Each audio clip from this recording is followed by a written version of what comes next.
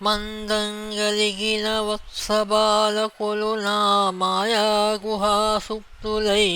ఎందుంబోవరులెవరిప్పుడును వేరే చేయనా కన్యులు కణెందులేరు విధాతలుంబరులు వీరెవ్వారల్ ఎట్లైరుకో ఏతెంచిరో కృష్ణుతో మెలుగువారయ్యేడయ్యడిన్ నేటికిన్.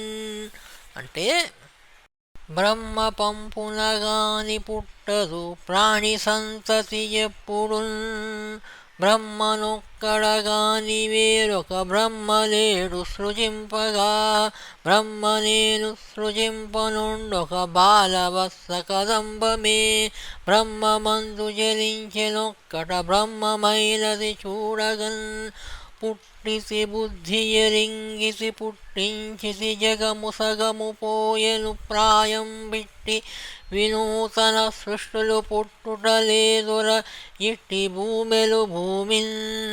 మందకు చెందిన దూడలు బాలకులు నా యొక్క మాయాగుహలో బాగా నిద్రిస్తున్నారు, ఇప్పుడిప్పుడే లేవరు, ఎక్కడికి పోలేరు. నేను తప్ప సృష్టికర్తలింకెవరు లేరు. మరి ఈ కృష్ణునితో మెలిగే బాలురు దూడలు ఎవ్వరు, ఎక్కడ నుంచి ఎలాగ వచ్చారు?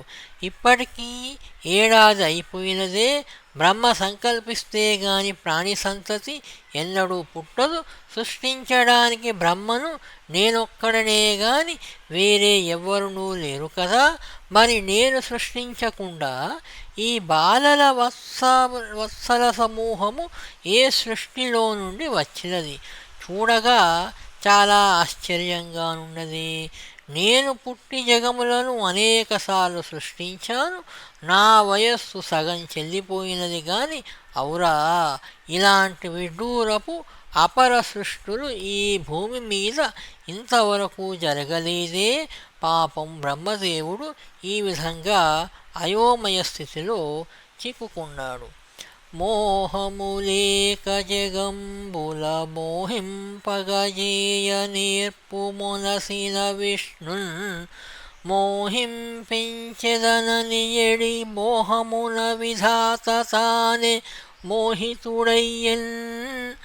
తాను మోహములో పడకుండా జగములను మోహింపజేయగల నేర్పరి అయిన విష్ణువునే భ్రమింపచేయదలుచుకున్న బ్రహ్మయ్య తానే భ్రమలో పడ్డాడు కదా. ఇంకా ఆశ్చర్యం నుండి తేరుకొనని బ్రహ్మకు తాను దాచియుంచిన వారు నిజమైన వారా, ఇప్పుడు తనకు కనిపిస్తున్న వారు నిజమైన వారా అనే సందేహం కలిగినది. కళ్ళు నులుపుకొని కృష్ణునితో గోవత్స గోపాలులను తేరిపారా చూచాడు. అహో, ఏమాశ్చర్యము! ప్రతి దూడ ప్రతి బాలుడు ఒక మహావిష్ణువై చతుర్ముఖునకు దర్శనమిచ్చారు.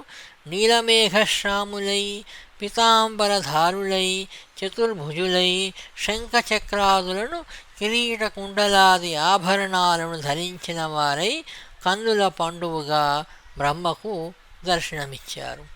ఏ పరమేషు తేజముననీ సచరాచరమైన లోకముద్దీపితమయ్యే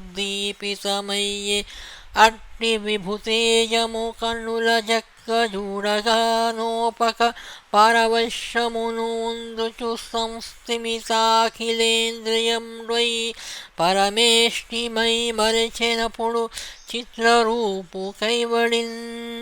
ఏ పరమేశ్వరుని తేజముచే ఈ చరాచర విశ్వమంతా సచేతనమై ప్రవర్తిస్తున్నదో ఆ విభుని తేజాన్ని బాగా వీక్షించలేక సృష్టికర్త ఇంద్రియాలన్నీ శాంతింపబడినవాడై పరవశుడై మైమరిచినవాడై ఒక ప్రతిమలాగా ఉండిపోయాడు. ఈ విధంగా దిగ్భ్రమ చెందియున్న బ్రహ్మయందు దయతలిచిన స్వామి తన విశ్వరూపాన్ని ఉపసంహరించుకున్నాడు. బ్రహ్మ తెప్పరిల్లి నాలుగు వైపులా చూచి తన ఎదుటను బాలకృష్ణుని బృందావనాన్ని అంతా మామూలుగా చూచాడు. వెంటనే స్వామి పాదాలపై బడి శిరస్సులతో పాదాలను స్పృశించి ఆనంద భాష్పాలతో అభిషేకించాడు. వినయముతో లేచి నిల్చుని అంజలి ఘటించి ఇలాగా స్తుతించాడు. మా విపంచీ ఛానల్ పోస్టులను షేర్ చేసి సబ్స్క్రైబ్ చేసి మమ్మల్ని ప్రోత్సహించగలరని మనవి.